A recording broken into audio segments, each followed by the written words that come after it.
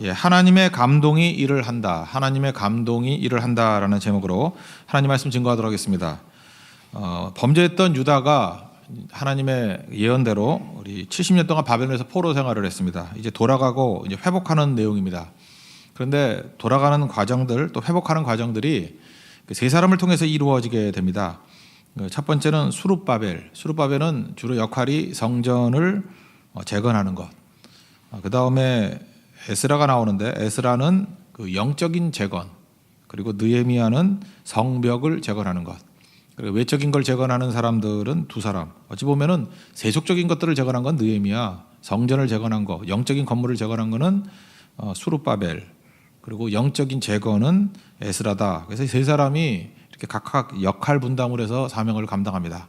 그러니까 하나님의 일을 할 때도 마찬가지라는 것입니다. 이렇게 역할 분담해서 일을 한다는 거예요. 또 구체적으로 에스라의 사역을 보면은 그 좌우에 정치적 지도자로는 수룹바벨, 또 영적 지도자로는 대제사장 여호수아 또는 예수아 이렇게 되어 있습니다. 그 사람이 같이 협력해서 일을 했다라는 것입니다. 오늘 1장에서 우리에게 보여주는 건 뭐냐? 첫째는 하나님께서 우리에게 주셨던 복은 다 사명으로 연결시켜야 된다는 거예요. 우리 출애굽기 19장의 말씀 얘기했죠. 하나님께서 복 주시면 사명으로 연결돼야 되고 마지막은 예배로 연결된다. 축복과 사명과 예배, 이 세 개 틀, 여기도 뭐 다르지 않습니다. 이게 모든 성경을 해석하는 틀이 될 수 있다라는 것입니다.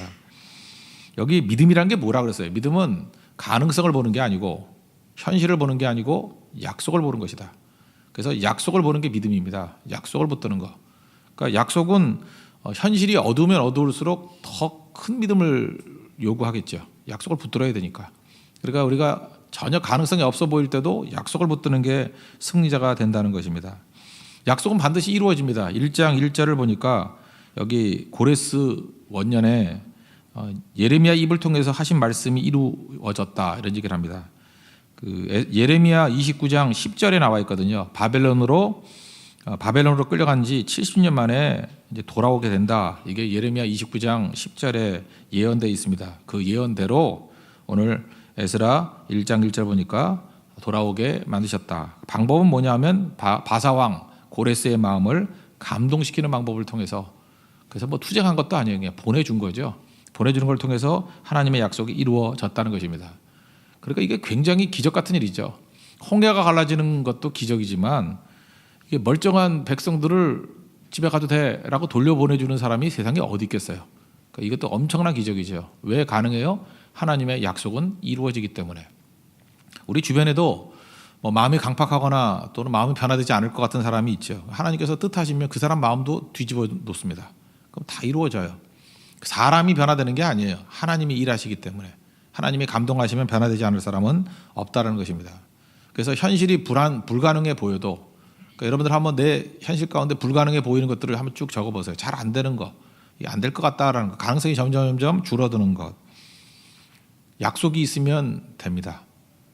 아브라함을 보세요. 아브라함이 아들을 준다 그랬는데 그 시간이 가면 갈수록 그 약속은 흐릿해지는 거죠. 여러분들이 나이가 들면 들수록 결혼이 힘들어지는 거와 마찬가지로, 그죠? 나이가 들면 들수록 건강해지는 게 힘들어지는 거와 마찬가지로 뭐 그런 건 있잖아요. 시간이 가면 갈수록 시간이 내 편인 게 있고 시간이 내 편이 아닌 게 있고, 아들 준다 그러는 건 시간이 내 편이 아니잖아요. 시간이 가면 갈수록 어려워지는 거잖아요. 100세가 되었습니다. 거기다가 가능성, 아내는 경수가 끊어졌다.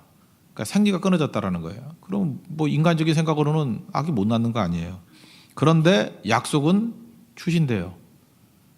우린 결론을 알지 않습니까? 100세의 아들 얻었습니다. 이삭을 얻었어요. 이게 바로 약속은 이루어진다라는 거예요. 그래서 결국 믿음이라는 것은 약속 붙드는 거라는 거예요. 그래서 여러분들이 믿음이 커지면 이런 게 몇 번 경험하면요, 성경에 나오는 모든 약속들의 인생을 걸어요. 인생의 무게중심을 거의 90% 이상 거기다 걸고 산다고요. 100% 걸어야 되겠지만 인간이기 때문에 많은 부분을 약속에 걸고 산다고요. 그러면 잘 사는 길이에요. 오늘도 여러분들이 행동을 하고 또 의사결정을 내리고 할 때 그 근거가 무엇입니까? 약속이 돼야 돼요. 그게 믿는 자예요. 크게 믿는 사람, 강하게 믿는 사람은 약속의 모든 거에 뿌리를 둬야 된다는 거예요. 약속에 뿌리를 두면 반드시 승리합니다. 그래서 교회는 실패할 리가 없어요. 우리가 예배에 뿌리를 두잖아요. 하나님께서는 어떤 자를 찾아요? 예배하는 자를 찾는다고. 예배하는 자, 지금도 주님을 간절히 찾는 자에게 능력을 부어주신다고. 그래서 예배하는 자는 절대 실패하지 않습니다. 하나님께서 선교하는 자를 찾으셔요. 내가 땅끝까지 이르러 내 말씀 증거하는 자가 함께 한다 그랬잖아요. 그러니까 주님이 강하게 함께하는 능력은 복음 증거 현장에서 나타난다고요. 그러니까 절대 실패하지 않아요. 그러니까 교회는요, 약속의 근거를 둬서 절대 실패하지 않은 일에 인생 거는 거예요. 성도들을 갖다 연결시키는 거예요.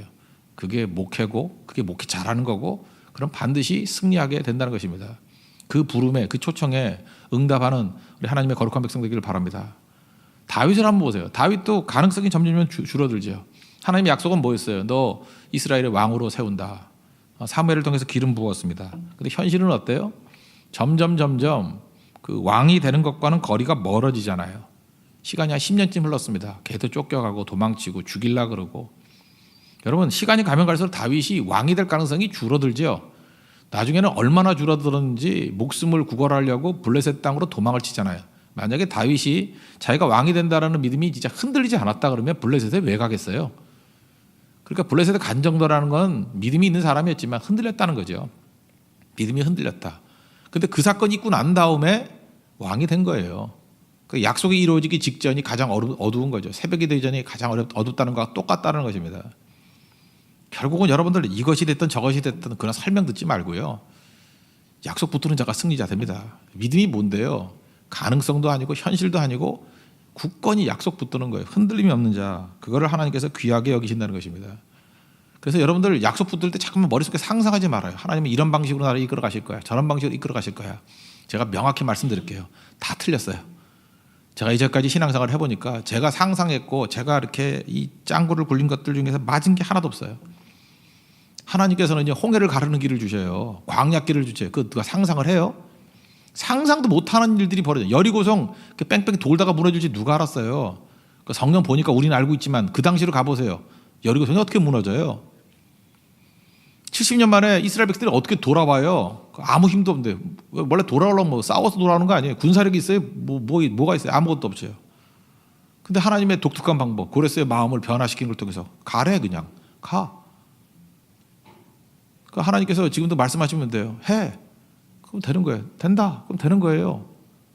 예수님이 말씀하시니 물이 변화에 포도도 됐잖아요.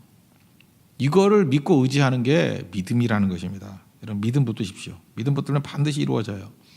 하나님께서 사람을 변화시키십니다. 그래서 일이 되게 만드시고 불가능한 일이 가능해지게 그때부터 조직이 움직이기 시작해요. 믿음 없는 사람들은 겉만 보고 조직이 움직였다고 생각하고 그죠? 사람이 움직였다고 생각하는데 그 사람을 움직이는 배후에 하나님이 계신다는 거예요. 그러므로 사람을 움직이시는 분이 하나님이니까 우리는 해야 될 일이 뭐예요? 약속 붙들고 기도하는 거죠. 그래서 약속 붙들고 기도하는 사람만큼 무서운 게 없어요. 오늘도 여러분 되게 웃으셨죠? 뭐 이렇게 나와서 기도할 때 록펠러 같은 사람이 되게 해 주십시오. 이럴 때 웃었다고. 아이고 무슨 놈의 또 시대에 뒤떨어지게 지금 시대가 어느 때 저런 것 기도하나. 이제 한 30년 정도 지나고 난 다음에 간증하는 사람이 나올 거라고. 그때 기도받고 이래서 하나님께서 이게 되지더라고. 그때 가서 땅을 치는 거지. 내가 그때 왜 안 나갔나. 엉덩이가 무거워서 그랬지. 그래서 그때 거지같이 살면서 그죠. 이렇게 나오는 거라고요. 그게 아무 때나 그거 부르시는 게 아니야. 하나님이 콜링이 있고 그 다음에 그 은혜 부어주시고 생명 주시고 그런 게 있어요. 근데 참 안 된 인간들은 그때 이상한 생각이 드는 거야. 그게 우스워 보이고 한심해 보이고 그렇다니까요. 이것도 뭐 소설 같은 얘기 하냐. 어떻게 이런 게 벌어지느냐. 벌어진다니까. 약속 붙드는 사람에게 그대로 임하게 된다는 것입니다. 오늘 고레스에게 좀 초점을 맞췄으면 좋겠는데 고레스는요 우리가 알듯이 뭐 하나님 믿는 사람 아니에요. 이 사람은요 역사를 보면은 그냥 모든 종교를 다 인정해줬던 관용주의적인 정책을 펴는 왕이었어요. 그래서 그 이스라엘 백성만 돌려보는 게 아니라 딴 백성들도 니네 마음대로 믿을 거 믿어 그랬던 왕이라고요. 그러던 사람을 하나님이 사용해 주신 일부분을 사용하셨다 이렇게 생각하는 게 더 맞는 거죠. 여기 2절을 보니까 여기서 이렇게 고백하잖아요. 여호와께서 세상 모든 나라를 내게 주셨고 축복이죠. 우리도 그렇지 않아요? 내가 있는 것 중에 받지 않은 게 뭐가 있어요? 지금 불신자인 고레스가 하는 얘기를 들어보라는 거예요. 우리보다 얼마나 나은가. 세상 모든 나라를 내게 주셨대요. 축복이죠. 하나님께 내게 축복을 주셨어요. 그랬더니 축복에서 머물지 않고 곧장 사명에 연결됐잖아요.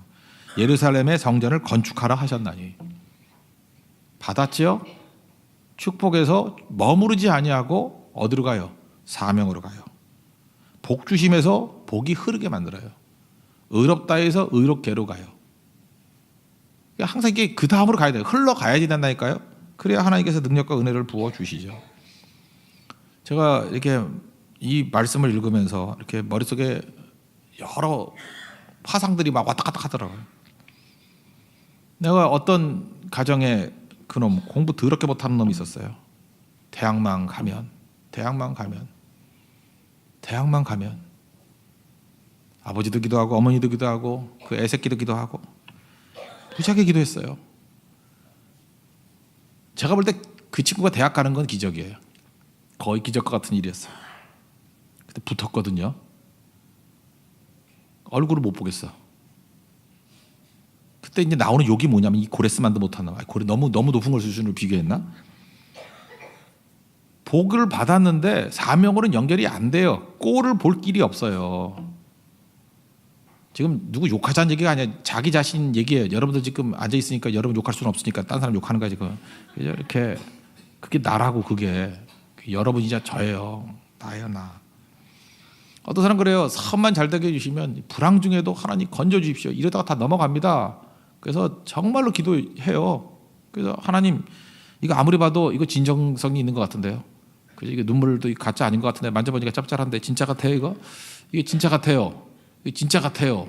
그렇게 간절히 기도해서 사업이 진짜 잘 돼요. 불황 중에도 호황을 누리면서 잘 돼요. 지금 꼴을 볼 길이 없다니까. 지금 어디 가서 뭐 하는지 뭐 딴소리 하고 있어요. 그죠? 딴소리 하고 있어요. 뭐 교제권이 좋으려면은 뭐 더 넓은 데 가야 된다느니 뭐 이따위 소리는 한다는 소리를 난 전에 들었어요. 뭐 이런 거 사업. 그러니까 사명으로 연결이 안 되는 거야. 하나님이 왜 줬는지를 모르는 거야. 왜 줬는지를. 사명 떠난 사람. 이게 복이 사명으로 연결이 안 된 케이스. 취업이 되게 안 됐어요. 직장만. 요즘 취업이 어렵잖아요. 젊은이들 취업만. 난 취업만 되면 잘 되는 줄 알았어요. 그리고 정말 너무 불쌍했어요. 사실은 너무너무 불쌍했어. 너무 기죽어 있고 이게 뭔가. 그 직장 됐어요. 됐다고. 근데 안 보여요. 지금 어디 갔는지. 그리고 가끔 SNS 보니까 뭐 유럽 놀러 갔다 왔다니 뭐 이런 거라고 올리고. 이게 또 복과 사명이 연결이 안 되잖아요. 결혼. 할 말 되게 많은데 결혼만 하게 해주시면 뭐 가정만 이루면 뭐 우리 가정이 기독교 명문 가정이 되고 선교의 가정이 되겠습니다. 이제 보이지도 않아요. 그죠? 보이지도 않고 진짜 애새끼 키우느라고 정신이 없고 뭐 감기 걸리면 어떡하느냐 하고 진짜 여러 가지 상이 왔다 갔다 해요. 그죠? 정신 차려야 된다고 정신. 고레스를 보세요. 복 받았죠. 곧장 사명 건축하라 하셨나니 내게 주신 축복이 사명으로 연결돼야 된다. 믿지도 않는 사람이 이런 소리 하잖아요. 우리도 이런 걸 연결시켜야죠. 에스더 보십시오. 에스더가 그 왕후 컨테스트 나갔잖아요. 뷰티 콘테스트 아니에요? 예쁜 여자. 여러분들은 자격이 없어요. 예쁜 여자만 나가는 거예요. 나갔다고요. 나가서 기도했겠죠. 여러 여자 있었거든요. 여러 여자에서 기도했다고. 하나님 나 왕비 되게 해주세요. 왕비 되면 헌신할 거예요. 왕비 됐어요. 그때 모르드게가 가서 뭐라 그래요? 너 이때를 위함이 아니냐? 그때 듣죠. 그래서 에스더는 예쁜 게 중요한 게 아니고 헌신자가 된 거예요. 죽으면 죽으리다. 그리고 목숨 걸고 나가잖아요. 아니 복만 달라 그러지 말고 죽으면 죽으리다 하고 목숨 걸고 나가야 되죠. 이때를 위함이 아닌가? 이때를 위함이거든요. 이때 다 어디가 있어?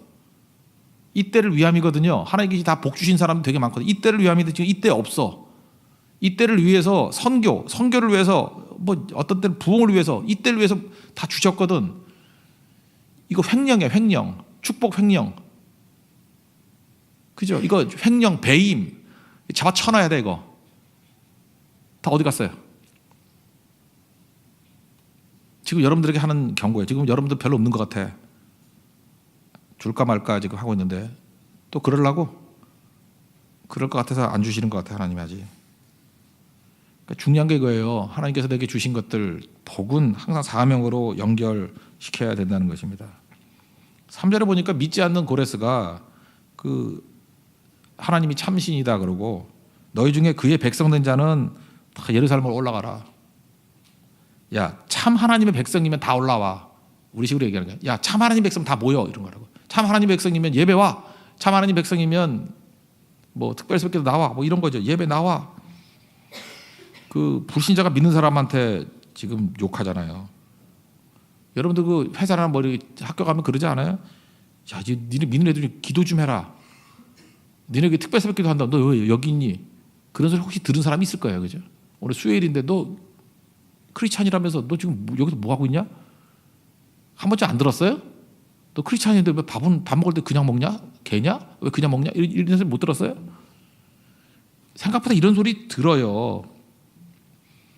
여러분 숨어서 믿는 사람이 있죠. 숨어서. 뭐 교회 다니냐 그러면 또 뭐 일 시킬까봐 뭐 이렇게 불편할까봐 미리 겁먹고 아니요 나 그렇게 헌신자 아니에요. 뭐 이런. 성경할 때도 성경한다는 소리를 못 해가지고 뭐 여행 갔다 온다 그러고. 한심한 자들. 네팔 선교 갔다 오고 난 다음에 네팔 여행 갔다 왔다고 올리는 사람이 있대. 그 뭐 숨기는 거예요? 왜 자신 있게 얘기를 못 해? 그죠? 복음 전가를 갔다 왔다고 얘기하죠. 다 이런 것들이거든요. 하나님께서 우리에게 어느 땐가 신앙의 색깔을 드러내게 만들 때가 있습니다. 아니 사실 그 동성애 그게 뭐 이렇게 자랑스러운 거예요? 왜 자랑스럽습니까? 그런가요? 그것도 커밍아웃 한다며? 뭐가 그렇게 자랑스러워서 커밍아웃 하는지 모르지만 예수 믿는 사람이 동성애보다 부끄러워요? 네, 소수자 보호해드릴까요? 보호해드릴까? 내가 복음을 부끄러워하지 아니하노니. 내일 아침에 보게 될 디모데후서 1장의 핵심이 뭐냐면 디모데가 좀 소심했는가 봐. 야 이놈아 복음 부끄러워하지 말어. 복음과 함께 고난받아. 부끄러워하지 말어. 쫄지 마. 그게 핵심이에요. 부끄러워하지 마. 여러분 부끄러워하지 마십시오. 다음 대학에 나가는 신앙을 드러낼 그 찬스가 온다는 거예요. 그때 드러낼 줄 알아야죠. 그게 믿음이라는 거예요. 다윗은 하나님이 기뻐했어요. 이유가 뭐냐면 위험한 순간에도 끝까지 하나님 드러내잖아요. 내가 왜 이기는지, 골리앗 너 왜 이기는지 하나님 때문에 이기는 거야. 다 얘기하잖아요. 너 사울왕 내가 너 살려주는 이유가 뭔지 알아? 하나님이 기름 부었기 때문에 살려주는 거야. 말끝마다요 그냥 하나님을 높여요. 다윗은. 그리고 하나님의 사람이 명확해. 그리고 뭐 실수할 뻔에다가 돌아오면 하나님께 영광을 돌릴지어다. 하나님 내게 주셨다. 그러니 그 예쁘지 안 예뻐요? 우리 보면요 그 진짜 예쁠 꼴이 없어. 예쁠 꼴이. 아유 맨날 속이고 뭐 알량하게 하나 놓으면 지가 했다 그러고 그리고 먹고 튀고 지는 준 거 하나도 없으면 맨날 달라고만 그러고. 아시겠죠? 고레스만도 못해요. 고레스 불신자 이 모습을 통해서 하나님께서 내게 주신 모든 것들은 다 사명을 연결시킬 수 있는 그런 거룩한 종 되기를 바랍니다. 사명이 되십시오. 그게 복이에요. 그래서 나중에 성전 지으라는 게 뭐예요? 뭐 예배자로 연결되는 거. 그거는 뭐 생략합시다.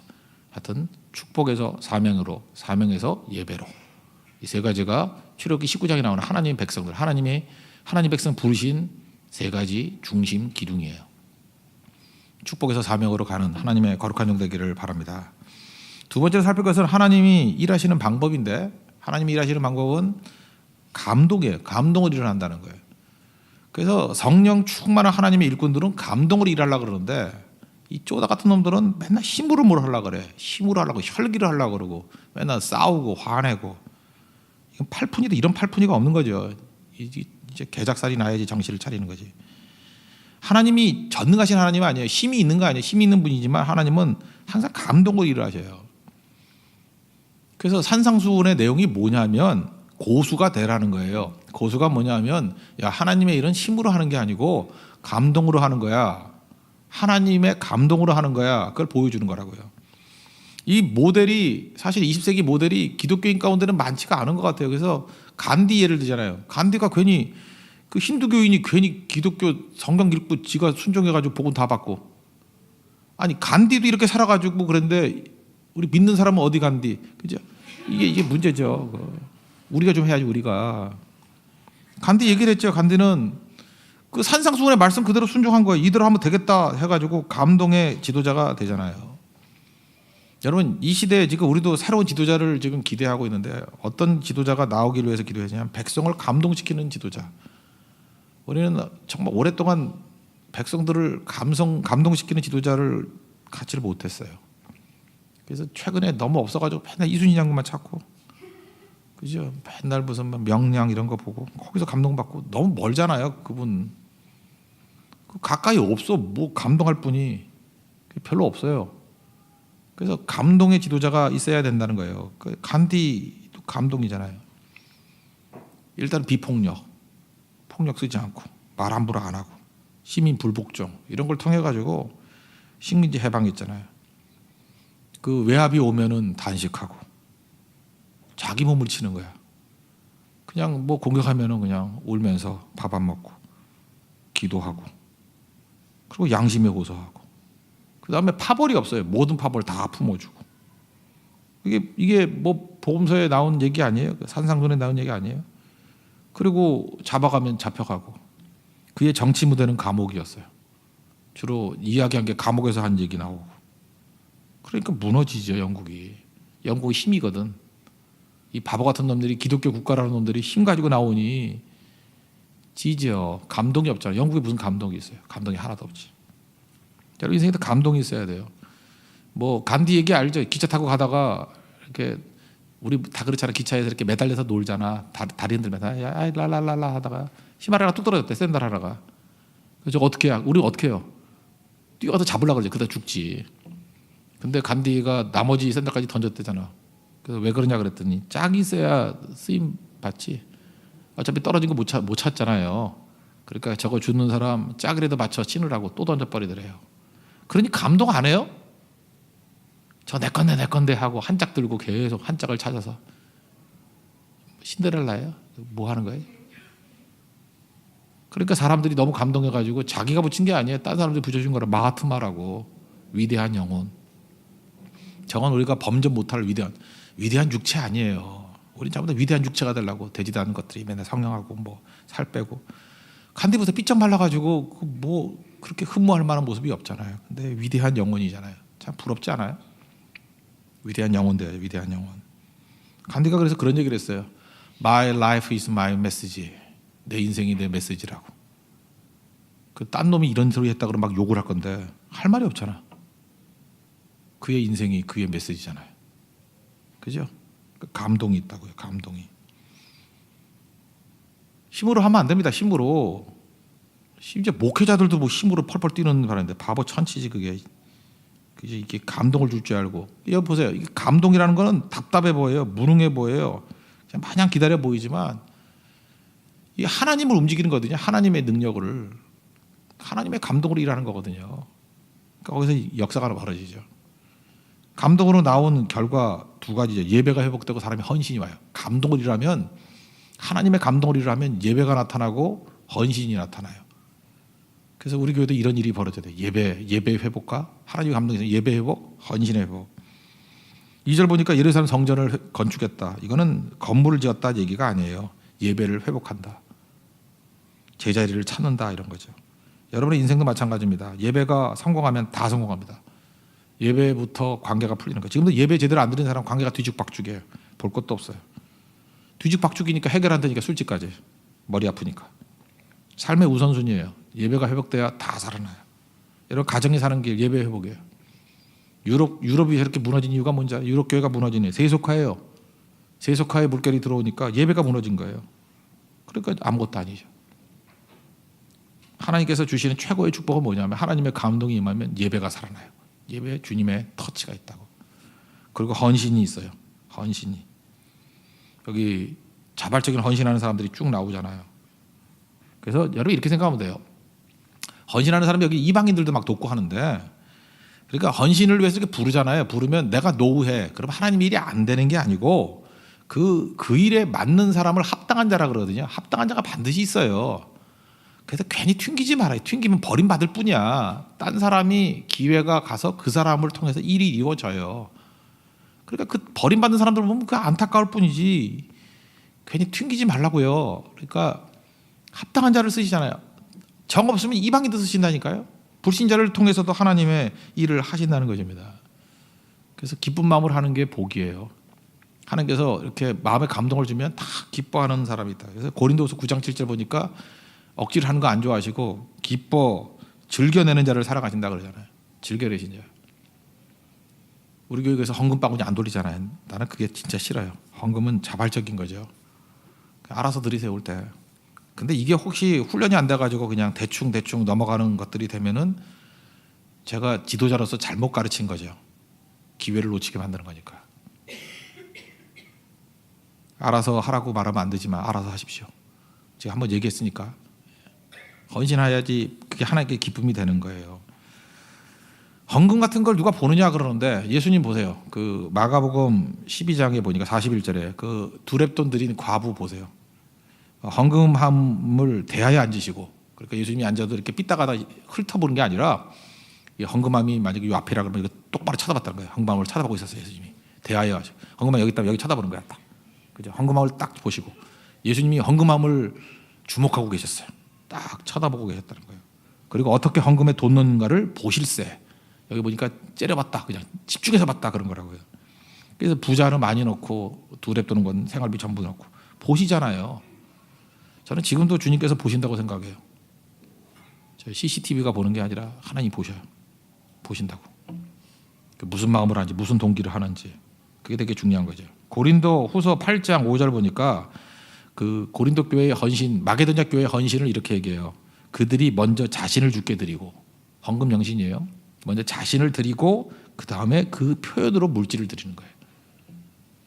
그래서 자기는 안 드리고 그냥 돈만 던져버리면 무슨 뭐 구걸하는 거예요? 그거 아니라는 거예요. 헌금의 의미는 내가 먼저 드리는 거예요. 나를. 그 리빙스턴 얘기 들어봤죠? 뭐 꼬마 어렸을 때 자기 몸이 올라탔다잖아. 나 지금 드릴 돈이 없는데 내 몸 바친다고. 그래 진짜 바쳤잖아요. 아프리카를 위해서. 그게 헌신이라는 거예요. 헌신. 하나님 앞에 그런 헌신이 있는 믿음의 종 되기를 바랍니다. 그래서 하나님의 감동이 있으면, 하나님의 감동으로 역사하게 되면은 예배가 움직이고요, 헌신이 움직여요. 그래서 보세요, 여기 다 자발적으로 헌신하는 사람들이 막 줄을 잇잖아요. 헌신에 쓰임 받는 축복이 임하기를 바랍니다. 그 다음에 세 번째로 마지막 한 가지만 더 살피겠는데, 감동의 대상이 어떻게 흘러가느냐는, 첫째는 유대인들, 그러니까 믿는 자들에게 먼저, 두 번째 이방인에게, 그 세 번째 권력자들에게 하나님의 감동이 이렇게 역사하는 부분이 있어요. 그걸 한번 보자는 거예요. 그 순서를. 감동의 그 대상 순서. 먼저 5절을 보니까 먼저 유대인들이죠. 이에 유다와 베냐민 족장들과 제사장들 하나님의 감동을 받고 올라왔다 그러죠. 그러니까 뭐예요? 하나님께서는 제일 먼저 믿는 자들에게 먼저 오는 거예요.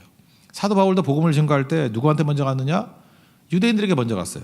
그래서 로마서 1장 16절, 내가 복음을 부끄러워하지 아니하노니 이 복음은 모든 믿는 자에게 구원을 주시는 하나님의 능력이 됨이라. 그리고 사족같이 붙은 게 뭐예요? 먼저는 유대인에게요, 그리고 헬라인에게로다. 먼저 유대인에게 먼저 증거했다는 거예요. 그래서 가는 곳마다 어디부터 갔어요? 회당에 가가지고 유대인들에게 먼저 전했다고. 안 하니까 이방인에게 간 거죠. 그러니까 하나님의 역사는 항상 이 교회 안에 지금 이 모이는 성도들의부터 감동부터 이루어지는 거예요. 여러분들이 계속 감동 안 하고 기도 안 하고 다 이러죠. 그럼 하나님이 싸그리 버려버리고 딴 데로 옮겨서 전혀 여러분들이 생각지도 안 했던 이방인들, 정말 영적 쓰레기 같은 사람들을 통해서 일을 하셔요. 그래서 그게 심판이에요. 그래서 겸손해야 돼요.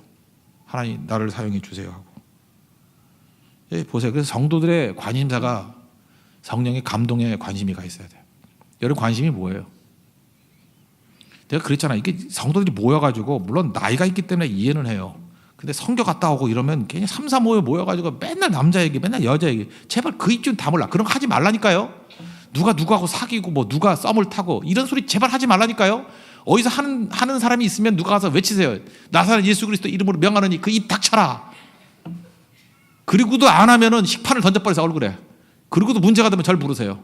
내가 배상해 줄게. 정말이에요. 두 번째, 교회의 관심사가 그게 아니에요. 하나님의 감동에 관심을 가져요. 감동에. 누가 감동받았다, 누가 은혜 받았다, 누가 변화가 됐다, 그게 관심사가 돼야죠. 근데 맨날 뭐 이성, 맨날 돈, 맨날 출세, 맨날 뭐 명예. 하나님 백성들의 타락이 그런 거예요. 지금 뭐 큰 죄를 짓는 게 문제가 아니고 관심이 없어. 감동에 대한 관심이. 오늘도 여러분 예배 드릴 때 관심이, 오늘도 예배를 통해서 성령의 감동이 있기를 원합니다. 그게 관심을 갖고 온다 그러면 기도도 간절해지고 거기 초점을 맞출 거 아니에요?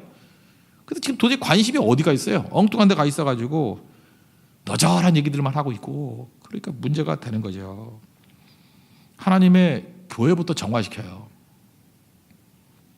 저는 이런 생각이 들어요. 하나님께서 한동안 우리 교회들에 대해서 사실 뭐 심판도 있었고 정화 작업이 있었잖아요. 그렇지 않습니까? 그래서 깨지고 고난당하고 퍼지고 뭐 다윗이 터지듯이 모세가 터지듯이 교회가 어려움 당했잖아요. 그럼 세상은 온전할 것 같아요? 베드로전서 4장 16절 17절 보니까 그리스도인으로 고난을 받으면 부끄러워 말고 도리어 그 이름으로 하나님께 영광을 돌리라. 고난 당할 때 하나님 우리를 사랑하시는구나 하고 영광 돌리래요. 베드로전서 4장 17절 하나님의 집에서 심판을 시작할 때가 되었나니 항상 교회부터 심판이에요. 만일 우리에게 먼저 하면 하나님의 복음을 순종하지 아니한 자들의 그 마지막은 어떠하며 하나님의 교회가 먼저 심판받고요. 세상은 개작살나요. 잊지 말라고요. 그 순서를 봐야 돼요. 순서를.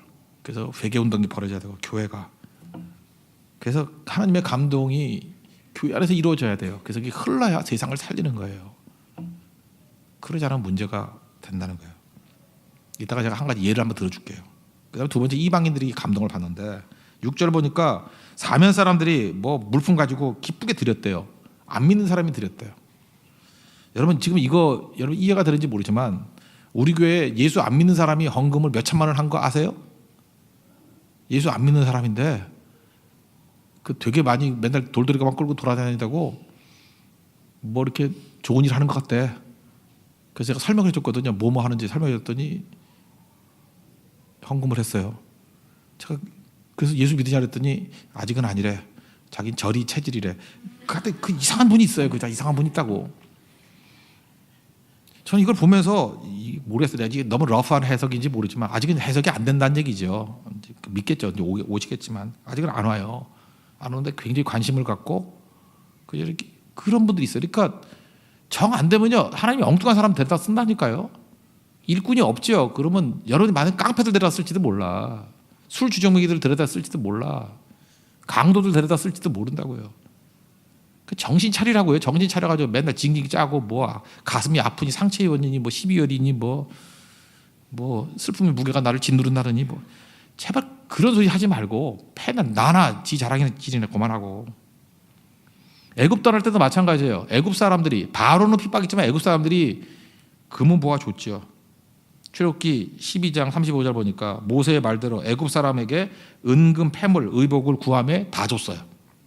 그러니까 바로 왕과 애굽 사람과는 구분해야 돼요. 하나님의 주권은요 안 믿는 사람들에게도 영향을 미칩니다. 여러분 하나님께서 이게 믿는 사람, 요 안에 있는 사람 가지고 일할 것 같아요? 하나님 스케일이 이 안에서 일할 것 같아요? 여기 예배 안 나온 믿는 사람 그 정도로 일할 것 같아요? 아닙니다. 크게 일하셔요. 그래서 기도해야 되는 거예요. 여러분 김정은 위해서 기도해야 돼요. 김정은 그 지금 되게 불안해하잖아요. 너무 먹어서 제가 살찌고 불안하잖아요. 김정은의 마음 변화시키는 거 하나님이 한순간에 변화시켜요. 김정은의 마음이 변화되고 시진핑의 마음이 변화되고. 시진핑 원래 한국 좀 좋아했어요. 그 사람 지도 어려움 당했었고 그래서 재기한 사람 아니에요. 시진핑. 푸틴 상남자 아니에요. 그죠? 상남자 아니에요. 푸틴은 자존심만 좀 세워주면 무슨 짓도 할 사람이에요. 트럼프 보세요. 미쳤잖아요. 완전히.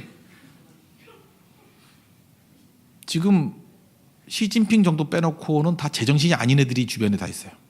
트럼프, 푸틴, 시진핑도 약간 그런 게 있어요. 그죠?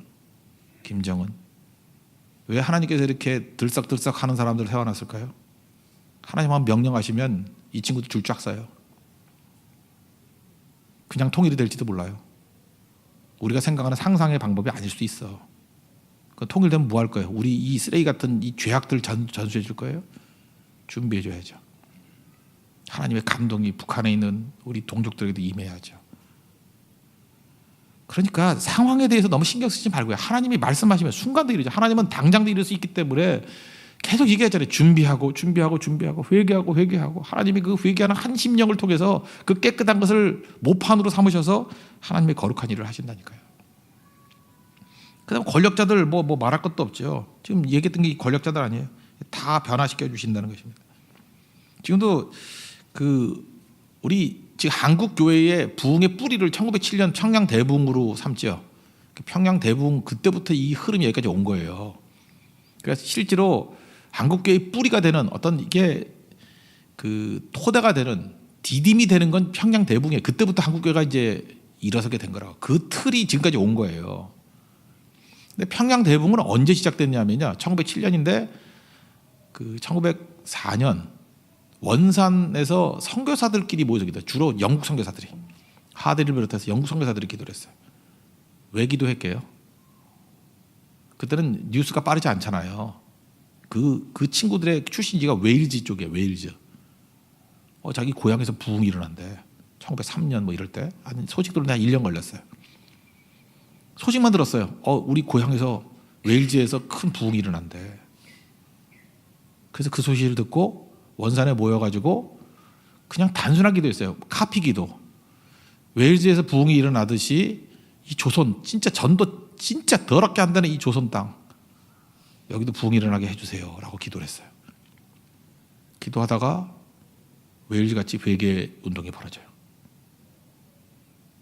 거기서는 뭐 철공소 이런 데서 훔쳐갔던 거 다 갖고 와가지고 막 쌓였다며 그게 회개 운동이 여기도 회개 운동이 벌어졌어. 근데 우리 한국 사람들은 구경하는 사람이 있잖아요. 저 양키들 와가지고 왜 저렇게 울고 있지? 그러다가 구경하다가 나도 회개 그랬어요. 그래서 그 사람들이 평양에 와가지고 평양 부흥이 일어난 거예요. 근데 이 웨일즈 부흥은 또 언제 일어나냐면요. 그 이반 로버츠라는 그 청년 7명인가 8명인가 걔네들이 모여서 기도를 했어요. 기도 간단해요. 성령의 감동을 주세요. 감동을 주세요. 그래서 이반 로버츠부터 시작해가지고 그 웨일즈 부흥이었어요. 잘 보세요. 그 처음에는 한 사람이야. 로버츠라는 사람 한 사람 청년 그 몇 사람이 기도했어요. 이렇게 지금도 기도 모임 있잖아요. 몇 사람 기도했더니 하나님 그걸 쓰셔서 웨일즈에 대부흥. 웨일즈의 출신들이 한국에 많이 있었거든. 원산에서 모여가지고 야 고향에서 부흥 있다고 하더라. 그 부흥 여기도 주세요. 그러다가 거기도 불이 붙고 회개운동이 벌어지고 하대를 벌어져서 내가 뭐 조선 사람들 뭐 무시했다 뭐 이러고 그 얘기를 듣고 평양으로 와서 부흥이 일어나고 그래서 불이 붙은 거예요. 그러다가 6.25 전쟁이 일어나기 직전에 또 한국교회가 또 침체가 됐어요. 맨날 싸움질하고. 근데 얼마나 싸웠는지 알아요? 1945년부터 뭐 진짜 교회도 많이 싸우고요. 교회 기도 소리가 다 없어지고. 그때 한국 전쟁이 나가지고요. 그때 뿌리가 뭔지 알아요? 그때 그 기도의 영향. 그때 구국기도회라는 게 시작됐어요. 구국기도회. 그게 부산에서부터 나라 다 망하니까 지금 그 낙동강 전선 빼놓고 다 뺏겨버렸잖아요. 예수 믿는 사람들 제일 먼저 죽였거든. 그러니까 예수 믿는 사람들 위기였어. 이거는 뭐 부흥은 둘째치고 하네 죽을 것 같으니까 위기 상황에서 기도했어요. 부산에서부터 구국기도가 벌어졌어요. 또 한국 사람 잘하는 게 뭐예요? 카피잖아요. 부산만 하냐? 그러면서 뭐 광주도 하고 목포도 하고 춘천도 하고 그 전국이 구국기도회. 그래서 다시 일어나게 됐어요. 하나님께서 하나님의 백성들을 버리는 게 아니라는 것입니다. 언제 부흥이 일어나요? 하나님의 감동을 구할 때요. 하나님의 감동을 구할 때. 고레스 너무 쳐다보지 말아요. 고레스가 뭐 한 거 아니에요. 하나님이 감동하신 거예요. 오늘 핵심은 약속 붙드십시오. 그리고 감동을 구하면 되는 거예요. 저는 우리 교회 성도들이 예배 가운데 감동이 일어나기를 원합니다. 하나님의 감동. 우리 대화가 감동이 되기를 원하고 우리 한국 민족이 하나님의 감동 속에 사로잡혀야 돼요. 우리 주변에 있는 그래서 기도가 커져야 돼요. 믿고 안 믿고의 문제가 아니에요. 불신자를 위해서 기도해야 되고 권력자를 위해서 기도해야 되고 다 기도해야 돼요. 하나님이 세상의 주관자세요. 교회 안이 아니고 세상의 주관자라고요. 그래서 여러분들이 어떤 때는요 스님을 놓고도 기도해야 돼요. 해민 스님을 놓고도 기도해야 돼요. 잘 쓰임 받게 해달라고. 저걸 통해서 하나님께서 어떻게 일하실지 알아요. 모를 일이죠. 금주간에 웃기는 통계가 하나 나왔죠. 기독교 뭐 망해간다 막 이러고 있는데 10년 동안 보니까 기독교는 100만인가 뭐 늘었고 불교도 줄고 캐톨릭도 줄고 다 줄었대. 그러니까 전반적으로 종교 인구가 다 줄어드는 거예요. 근데 기독교만 뭐 100만인가 150만인가 늘었다며? 어떻게 해석해요? 할 말이 없으니까. 원래 통계는 그거였는데 MBC 같은 데서는 뭐 대형교를 모였다. 대형교 모임 뭐 그거 어떻게 다 모여? 그냥 기분 나쁘니까 그렇게 커멘트한 건데. 첫째, 통계를 믿을 게 못 된다. 그거고. 두 번째, 그래 믿는다 할지라도 하나님께서 다르게 일하신다는 거예요. 여러분들은 망해가는 것이 보이죠. 그때 오히려 진짜 믿음은 커질 수도 있고요. 가짜 떨어져 나가고 또 간절하게 주님 앞에 나올 수도 있고. 저는 이렇게 생각해요. 이게 그 얘기 그만해 갈게요. 좀 더 지나고 난 다음에 제가 평가를 해드릴게요. 하나님이 일하시는 방법은 우리가 상상도 못하는 일들로 일하시는 게 있다라는 것입니다. 그런 거에 흔들리지 말고 우리가 해야 될 일은 뭐냐? 하나님의 이 관점을 보라고요. 약속 붙들고 반드시 이루어진다고 믿는 자들을 통해서 일하시는 거예요. 약속만 붙드십시오. 그리고 축복 주신 모든 것들은 다 사명으로 연결시키십시오. 그런 자를 통해서 일하십니다. 그리고 하나님은 궁극적으로 감동을 구하는 자들, 감동에 예민한 자들을 통해서 하나님께서 일하신다는 거예요. 그래서 윽박지르고 폭력으로 힘으로 일하려는 어리석은 자들이 되는 게 아니라 하나님의 감동으로 일할 수 있는 우리 주의 거룩한 종 되기를 축원합니다. 모두 다 자리에서 일어나겠습니다. 따스한 성령님 찬양하겠습니다.